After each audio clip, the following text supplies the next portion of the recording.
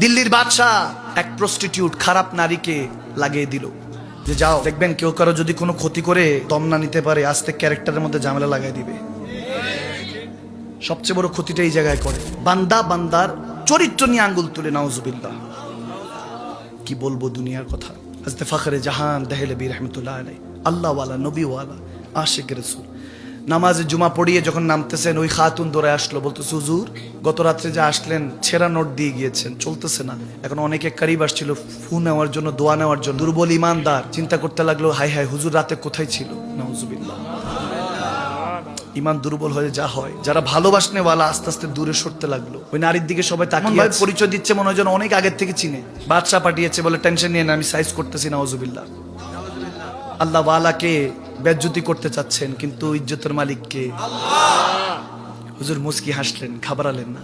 বাম হাতটা পকেটে ঢুকালেন, কিছু টাকা বের করলেন, বের করে তার হাতে আস্তে করে মাথার মধ্যে ধরলেন, মাথাটা মুছে দিয়ে বলতেছে, মাগো টেনশন নিস না, হয়তোবা রাতে দিতে ভুল হয়ে গিয়েছে, এখন সঠিকটা দিয়েছি, এখন খরচ করতে পারবি। একমত বলে বলতেছে, আবারও বলছি যদি আবার বিপদে পড়িস আমার কাছে চলে আসবি, আমি টাকা দিয়ে দিব।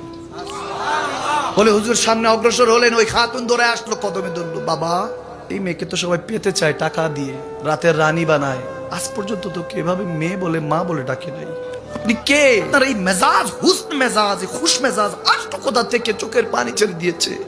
আপনি যেহেতু মেয়ে বানিয়েছেন কলমাটাও পড়িয়ে দেন। হুজুর কলমা পড়িয়ে দিলেন।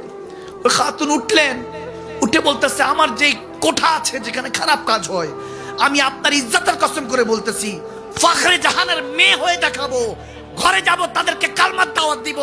ওই কোঠা খারাপ জায়গা থাকবে না, ওটা আল্লাহর ঘর বানাবো, ওখানে দুরূদ ও সালাম চলবে, নামাজ চলবে। আল্লাহু আকবার। হেদায়েতের মালিক কে? ক্ষমা, ক্ষমা করতে শিখুন। দোয়া নিয়ে যেতে পারবেন, আর কিচ্ছু নিতে পারবেন না। আল্লাহর ইজ্জতের কসম করে বলছি, মানুষের দোয়া কামান। এখনো অনেক মানুষ 1450 বছর পার হয়ে গিয়েছে, কত মানুষ কত এই ছিল, কত সেই ছিল, কেউ মনে রাখে নাই। কিন্তু জামানা এখন আবু বকর, ওমর, ওসমান, হায়দারকে ভুলে নাই। 1450 বছর কেটে গিয়েছে, এখনো তেনাদের শান চলে, কথা চলে, কারণ তেনারা আল্লাহ রাসূলকে রাজি করেছেন, ঠিক কি না? লাকাদ রাদিয়াল্লাহু আনিল মুমিনিনা ইয ইউবাইউনাকা তাহতা শাজারা। আমার আল্লাহ বলেন, যারা নবী আপনার পথে মতো চলে, আপনার কাছে বায়াত নিয়ে নিয়েছে, ইউবাইউনাকা ফিউচার টেন্স মুজারের সিগা, কিয়ামত পর্যন্ত আল্লাহ তাদের উপর রাজি। এজন্য আবু বকর সিদ্দিকের নামে পরে লাগানো হয় রাদিয়াল্লাহ, হযরত ওমর রাদিয়াল্লাহ, ওসমান গনি রাদিয়াল্লাহ, শের খুদা আলী রাদিয়াল্লাহ, সে পাক খাজা গরিব নওয়াজ সব রাদিয়াল্লাহ, আবেদ শাহ মাদানী, ডক্টর